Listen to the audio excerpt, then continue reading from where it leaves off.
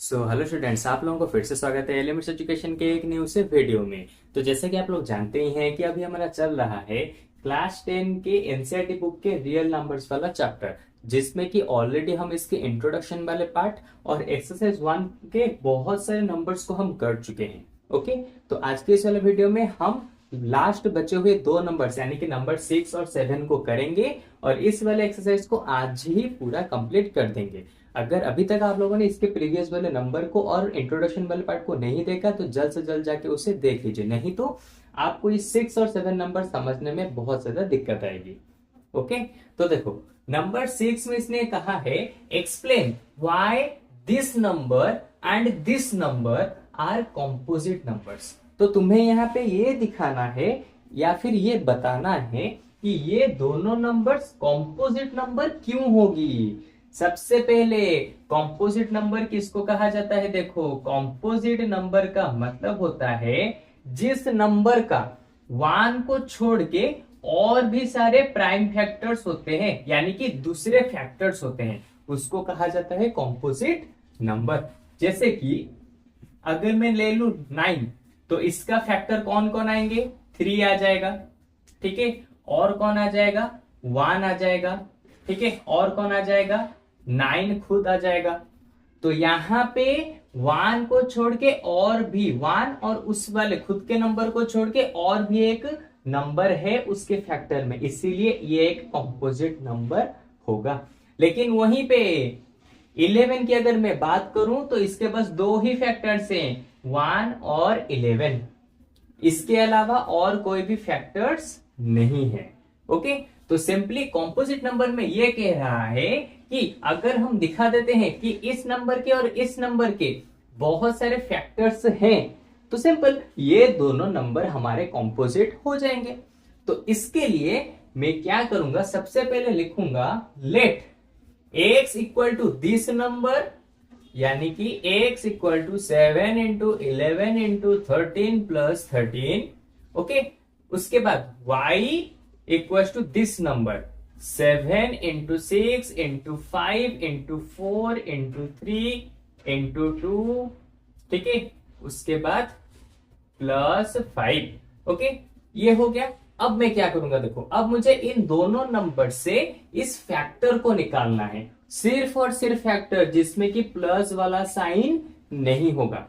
तो मैं कैसे करूंगा, देखो यहाँ पे 13 है और यहाँ पे 13 है, तो इन दोनों में से ये वाला एक पार्ट बन गया और ये वाला एक पार्ट बन गया क्योंकि यहाँ पे प्लस का साइन है। उसी तरह से ये वाला एक पार्ट बन गया और ये वाला एक पार्ट बन गया क्योंकि यहाँ पे प्लस का साइन है। तो देखो दोनों में 13 है, तो 13 को अगर मैं कॉमन ले जाऊं तो अंदर बचेगा कौन? 7 इंटू 11 और 13 यहां से जा चुका है तो मैं लिख सकता हूं इंटू 1, प्लस यहां से भी 13 जा चुका है तो मैं लिख सकता हूं 1। हो गया। फिर देखो 13 इंटू 7 इंटू 11 77, 77 इंटू 1 तो 77 प्लस 1। तो यहां पे देखो कितना आ गया? 13 इंटू 78। तो देखो इस नंबर में हमें 1 को छोड़ के और भी दो नंबर यहाँ पे मिल गए। इसी नंबर से हमें दो फैक्टर्स मिले 1 को छोड़ के। तो इसका मतलब अगर यहाँ पे 1 को छोड़ के और भी बहुत सारे फैक्टर्स हैं तो इसका मतलब ये वाला नंबर एक कॉम्पोजिट नंबर होगा। उसी तरह से y को भी सॉल्व करते हैं, उसके बाद जाके एंड में हमारा देयरफॉर वाला आंसर लिख देंगे। ओके, तो देखो यहाँ पर 5 है और इस पार्ट में भी यहाँ पे 5 है, तो दोनों में से अगर 5 को कॉमन ले जाओ तो यहाँ पे बचेगा 7 इंटू 6 इंटू 5 चला गया है 1 इंटू 4 इंटू 3 इंटू 2 प्लस 5 चला गया है तो 1। तो यहाँ पे कितना आ जाएगा? देखो 7 6 जा 42, 42 1 जा 42, तो 42 इंटू 4 3 जा 12, 12 2 जा 24, तो 24 प्लस 1। ओके, अच्छा अब देखो 42 इंटू 24 आ जाएंगे 1008 प्लस 1। ओके, इसके बाद आ जाएंगे 5 इंटू 1008 प्लस 1 तो आ जाएंगे 1009। तो ये आ गए 5 इंटू 1009। तो देखो इस नंबर में भी 1 को छोड़ के और भी अलग अलग दो फैक्टर्स निकले हैं। तो इसका मतलब क्या हो गया? इसके भी अलग फैक्टर्स हैं वन को छोड़ के, और इसके भी दो अलग फैक्टर्स हैं वन को छोड़ के। तो इसका मतलब ये दोनों ही नंबर हमारे क्या हो गए, कॉम्पोजिट नंबर हो गए। सिंपल। अब देयरफॉर में क्या लिखोगे, देखो सिंपली हमें लिखना है here x and y have factors other than one, यानी कि वन को छोड़ के यहाँ पे और भी फैक्टर्स हैं इन दोनों नंबर्स में। So these numbers are composite number. बस इतना ही आप लोगों को करना है, और इसी के साथ ये हो गया नंबर 6 भी हमारा खत्म। कॉम्पोजिट नंबर का फिर से बताता हूं, कॉम्पोजिट नंबर उसी को कहा जाता है जिसको वन को और उसी नंबर को छोड़ के बहुत सारे फैक्टर्स निकलते हैं। तो देखो यहाँ पे अलग अलग फैक्टर्स निकले हैं, यहाँ पे अलग अलग फैक्टर्स निकले हैं, तो इसका मतलब ये दोनों हमारे कॉम्पोजिट नंबर हो जाएंगे। अगर तुम लोग चाहो तो इस 78 को फिर से फैक्टराइज करके इस तरह से 78 इसको करेंगे तो 2 से, फिर यहाँ पे आ जाएगा कितना, 78 है तो 39, फिर 2 से करेंगे तो आ जाएगा 13, फिर इसको 13 से करेंगे तो आ जाएगा 1। इस तरह से 78 को 2 इंटू 2 इंटू 13 करके भी तुम लिख सकते हो। ओके, और 1009 को भी इसी तरह से कन्वर्ट करके लिख सकते हो, तुम्हारी मर्जी।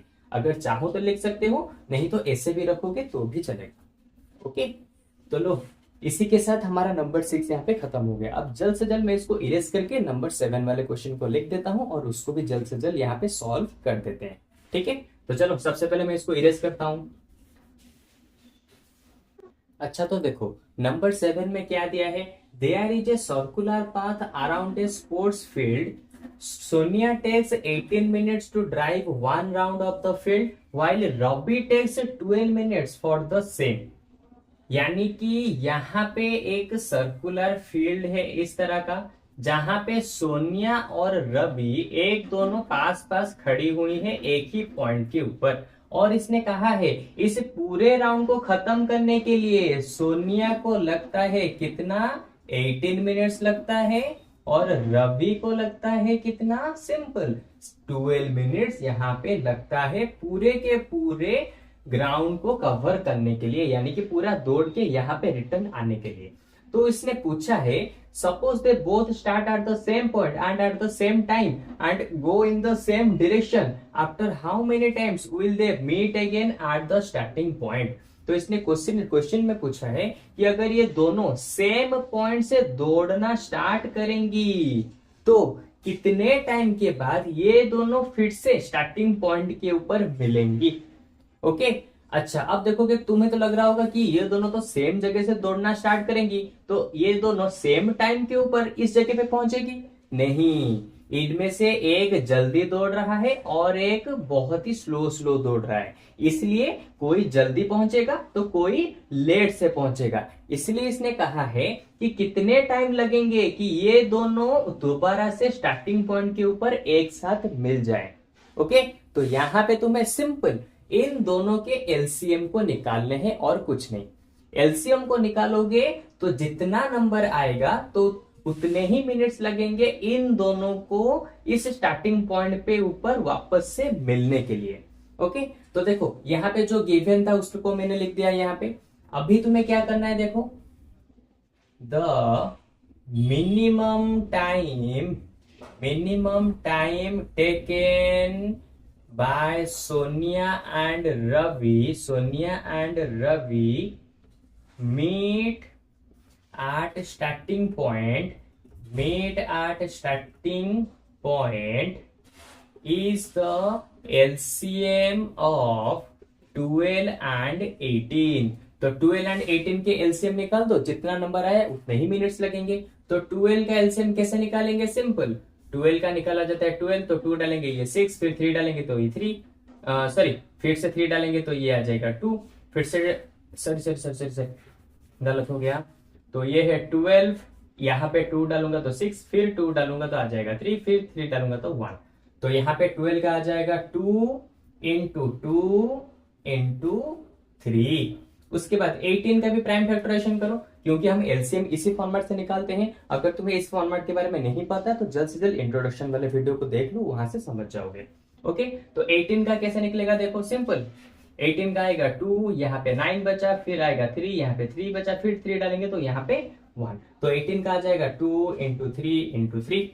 तो इन दोनों का एलसीएम कैसे निकलेगा, देखो एलसीएम में हम सभी नंबर्स को लिखते हैं। तो यहाँ पे बस नंबर कौन कौन है, 2 और 3 है, लेकिन यहाँ पे 2 है 2 बार, यहाँ पे 1 बार। तो कौन से वाले 2 को उठाएंगे, सिंपल एलसीएम में हम ज्यादातर जो 2 होता है उसी को उठाते हैं।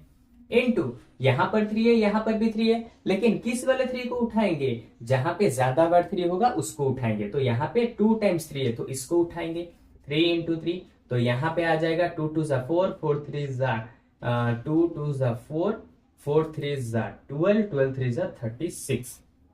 तो 36 मिनट्स, यानी कि ये दोनों कितने टाइम के बाद, how many times will they meet again at the starting point, they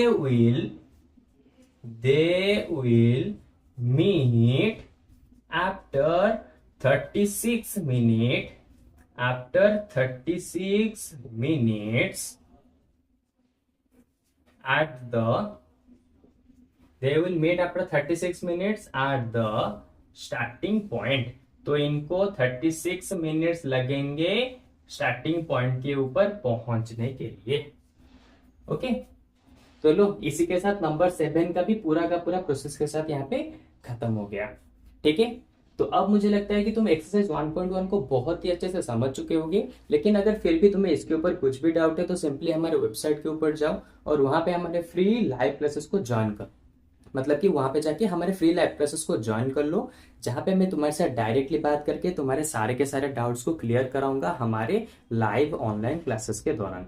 okay, और वो बिल्कुल फ्री ऑफ कॉस्ट रहेगा। ठीक है, तो चलो आज के वीडियो में बस इतना ही। तो अब इसके वाले नेक्स्ट वीडियो में मिलेंगे एक्सरसाइज 1.2 के साथ। ठीक है, तो चलो आज के वीडियो में बस इतना ही। अब मिलते हैं इसके जस्ट एक न्यू सी वीडियो में। Okay, bye bye.